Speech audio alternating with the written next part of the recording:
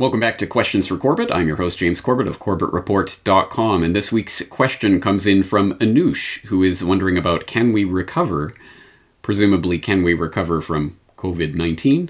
At any rate, he writes, Dear James, I'm a recent subscriber but longtime fan. Thank you for all you do. Everyone is so used to the media crying wolf that they don't believe it when the wolf actually arrives. At first I thought this was the event leading up to the event, if you know what I mean. But now I wonder if they're pushing things along since people are waking up. Scientific journals show that relapse after recovery of COVID-19 is common since patients are not building immunity after infection. Do you have any stats about relapse versus no relapse? Seems this virus has been cleverly disguised as flu-like when actually it's much more serious. I worry the lifespan of the epidemic won't be cyclical, like with most viruses, but will stay around permanently, leaving no one in society unharmed. How are you preparing for the future? I would love to hear your thoughts. Thank you for the question, Anush. And you write in the first part of your question about scientific journals showing that relapse after recovery is common. Perhaps that is true, but if so, I have seen no signs of that, and unfortunately Anush did not include any links to any such scientific journal articles, so if anyone in the audience knows about such articles that do detail how common relapse after recovery is, I would be very interested to see it. What I have seen is reporting about the scientific discussion that's taking place among respectable mainstream academic circles, which shows that there certainly are anecdotal stories of people being readmitted after having been declared cured or recovered, but there is no consensus of any sort on whether or not this is a fundamental trait of the coronavirus, the novel coronavirus, or the COVID-19 disease. So let's just document that with a few sources that can be found in the mainstream. Take it for what it's worth. For example, UPI just had a report a few days ago. Experts unsure if cured COVID-19 patients are reinfected or relapsed. And it notes that although the number of new cases of coronavirus continues to climb, well over half of those diagnosed with the disease have been declared fully recovered, according to data from the WHO. However, reports suggest a new subset of patients affected by the disease, known as COVID-19, may be emerging. A handful of the 60,000 or so people declared cured after treatment have been readmitted to hospitals days or weeks later because their symptoms have returned. So far, most of these cases of reinfection have been in China, where the outbreak started, and research documenting these cases and confirming that they are in fact instances of reinfection remains lacking, experts say. I do not know of any cases at present where I would be definitively convinced that a person had fully recovered from the disease and had been reinfected as opposed to relapsed. William Hanaj, assistant professor of epidemiology at the T.H. Chan School of Public Health at Harvard University, told UPI, a lot of people are concerned about it, but I don't think we have any good evidence for it. The report goes on from there, but we can find another similar report from Science News, again just posted up just last week. As the coronavirus outbreak evolves, we answer some key questions. Well, thank you for that. And under the heading, can people who have had the virus be reinfected? They write, probably not, experts say. Experts say. While there have been some reports of patients still testing positive for the virus after they have recovered or even getting sick again, it's possible the virus sticks around in the body longer than expected, or people who appear to recover and then show symptoms again may have suffered a relapse of the same infection. These results could also reflect issues with the current diagnostic test, which isn't sensitive enough to always pick up low levels of virus in an infected person. And they quote Angela Rasmussen at Columbia University as saying, I don't think that reinfection is that likely. And let's just follow this up. Another article, this one from the Hindustan Times. Can someone get infected by coronavirus second time? Here's what experts say, and this rather clunkily written but informative piece notes that a report by China Global Television Network, CGTN, said that Chinese health officials are discussing the possibility of coronavirus relapse in patients who successfully recover. According to the report, China's National Health Commission has said that recovered coronavirus patients can contract the virus again. Lu Qinyuan, director of pneumonia prevention and treatment at the China-Japan Friendship Hospital, has said that although coronavirus antibodies will be generated in certain cases, they cannot last long. There remains a possibility of some patients suffering a relapse even after completely recovering, Qingyan said. So, not all of that seems to be in line. Some of those reactions seem to be quite different.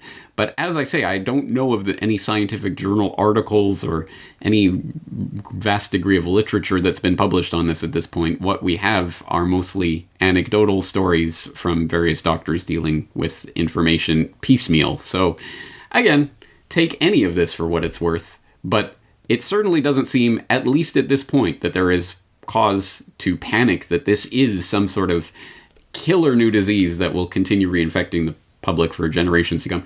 It may be, who knows? But at this point, we do not have, I think, adequate data to start panicking about it. And as I've stressed time and time and time again, it is the panic that will ultimately be worse than the pandemic. And that's something that people don't seem to want to hear, but it is nonetheless true. We are being railroaded into an agenda on the back of panic right now, and the best thing we can do is not panic. Now, that's difficult to do when everything that we are hearing is telling us how horrible things are, and to be honest, some of that is quite true. Regardless, as I've pointed out before, for example, in coronavirus, the cures will be worse than the disease, regardless of whether this virus even exists or doesn't, or whether it's natural or man-made, or whether this is all a 5G thing, or whatever it is or is not. The effects of this are manifesting in reality because of people's panics. The first order of that effect, of course, is the medical martial law lockdowns and quarantines. The entire country of Italy falling under a quarantine, the latest news. Incredible developments that would have been unthinkable before this panic started to manifest in the population. And the second order we are already starting to feel the effects of are the economic effects that are coming as a result of this, and those are very real. And that raises the issue which we were just discussing in Propaganda Watch yesterday about hoarding and whether to hoard or not to hoard. I think hoarding, of course, is exactly the wrong way of framing the real fundamental issue here, and the one that the would-be social engineers would love to use, because hoarding, of course, definitely has negative connotations. Prepping, strangely enough, has even become, as I've noted before, it has become this tool of denigration. Just like truther, oh, you're one of those crazy people that wants the truth. You're a prepper, oh, you're one of those crazy people who prepare for things. Again, as I noted, for example, in Aesop's Fables, remember, we looked at the story of the fable of the wild boar and the fox, and of course we could also talk about the ant and the grasshopper. In this case, this is time-honored, age-old wisdom to prepare for things. Even though the danger may not be here right now, we should be prepared for various things, which is why I think it is important to prepare and to be prepared for all manner of disruptions, whether real or imaginary, whether based on real or imaginary causes. They can and do manifest from generation to generation, and we should be prepared for that. And it is the preparation precisely that does not leave us. If you are prepared, you are not in a vulnerable state that can then be easily manipulated into panic and into accepting all of the preordained solutions that were already there in place waiting for such an excuse. So you ask me specifically, Anush, how are you preparing for the future? I would love to hear your thoughts. And that's excellent. I, in fact, addressed this point explicitly at the end of my latest newsletter on The Roller Coaster Ride Has Begun. Link in the show notes. Please go and read through that article in its entirety. But towards the end, I note that, granted, there are many things that are out of our control, but there are things that are within our control. And if we are fearful, it is because we are dwelling on that which we cannot change and ignoring the solutions that are right under our nose. If you've been listening to what I've been saying for years and are part of community organizations and freedom cells, you are aware you can do guerrilla gardening and support farmers markets and community exchanges, use alternative and complementary and decentralized currencies, and have part of your savings in long-term stores of value, stock up on supplies, and take steps to boost your immune system in natural ways. In short, if you have taken steps to ensure the defense of yourself and your family, you will be significantly less vulnerable and less prone to panicking. And for those who are fearful, I can only ask, what else has to happen before you convert that fear into energy and take the steps that are necessary to move toward self-sufficiency? And let me just highlight here, move toward self-sufficiency is an important way of putting this, because of course, no one is going to completely unplug themselves from the matrix and be 100% off the grid overnight. That is not how this works. And if that is your goal, then you are going to fail and you are going to give up. The point is, how far can we get towards self-sufficiency? How much can we comfortably move given time frames as they are? And in times of relative peace and stability, maybe that's a much longer viewpoint. Maybe in times of panic, that's a much shorter viewpoint, which is precisely why it's the sooner you start taking such steps, the better. And I just listed a bunch of different ideas right there in that paragraph.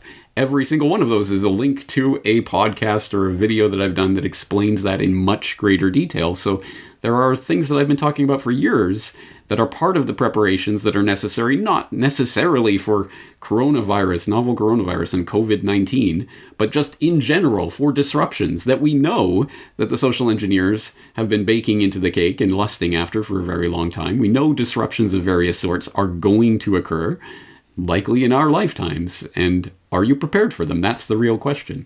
So there's a lot of meat on that bone that you can dig into. If you want something much more specific and much more simple, again, I'm not saying people should go out and hoard, but I am saying you should be prepared for economic disruption, because when people panic, again, regardless of whatever this COVID-19 is or isn't, when people panic, they start buying everything. Suddenly, you can't purchase the things you used to. You suddenly find yourself in a situation where everybody's panicking, so you can't even get toilet paper or whatever the case may be. So you should be prepared and stocked up and ready for an economic disruption at any time. So if you need specific advice for that, I will point you over to Activist Post, which I'm glad to see just posted this timely article, Prepper Foods and Supplies to Survive Coronavirus Without Leaving the House, which is perhaps a bit of an alarmist title, but again, the point here is to simply be prepared for disruptions, because they can and do happen, and if you're prepared for them, then again, you're not in a state of panic. And that gives very specific suggestions of what foods are good to prepare, to stock up on, medical prepping, and prepping toiletries. Again, some very specific suggestions of certain types of supplies that you can have around your house and that will help you to get through times of disruption, which we are already starting to live through, but I have a feeling the disruption is about to get much more acute for people in a variety of countries. Best of luck to my Italian friends who are starting to feel the real clampdown of the medical martial law police state. We'll see how all of this develops. We'll keep our eye on it. But again, if we are acting from fear and panic and vulnerability, we will be much more susceptible to the real society-changing types of proposals that are already being floated as a result of this panic. This may not be the event, as you were saying there, Anush. It may be an event leading up to the event, if the event even ever comes. Maybe it's just a step-by-step process that will lead us into it. At any rate, the more prepared we are to prepare and defend ourselves and our families and our community, the less vulnerable we will be, the less likely we will simply stumble into someone else's agenda. It's an extremely important point. There's a lot of links here in the show notes that I'll leave for you to explore this issue. Thank you for the question, Anush. Looking forward to answering more questions next week. And in the meantime, of course, more content coming through from CorbettReport.com on pretty much a daily basis. I hope you'll be there with me for that. James Corbett, CorbettReport.com.